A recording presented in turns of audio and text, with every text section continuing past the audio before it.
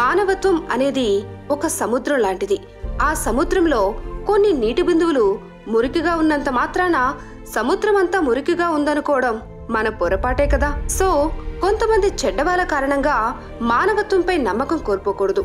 మీరు ఎప్పుడైనా ఎక్కడైనా మాట్లాడాల్సిన టైం వచ్చినప్పుడు ముందు ఆ సిచ్యువేషన్ని అర్థం చేసుకోవాలి. ఎలాంటి క్లారిటీ లేకుండా మాట్లాడడం కన్నా సైలెంట్గా ఉండడమే మంచిది. భగవంతుడు మీకొక అద్దంలా ఉంటాడు. భగవంతుడికి మీరు ఎంత దూరంలో ఉంటే భగవంతుడు మీకు అంతే దూరంలో ఉంటాడు. అయితే ఆ దేవుడు ఉన్నాడని గట్టిగా విశ్వసిస్తే అద్భుతాలు సాధిస్తారు. మన మనసులోని ఆలోచనలు మనల్ని భయపెట్టేలా ఉంటాయి. ఒక్కోసారి కొన్ని సిచ్యువేషన్స్ నుండి పారిపోయేలాగా చేస్తాయి. కానీ నిజం చెప్పాలంటే అవన్నీ పేక మేడలే. వాటికి స్ట్రాంగ్ ఫౌండేషన్ అంటూ ఉండదు. ఈ విషయం అర్థం చేసుకుని వాటి మీద నుంచి మీ ఫోకస్ మార్చుకోగలిగితే వాటంతట అవే కుప్పకూలిపోతాయి.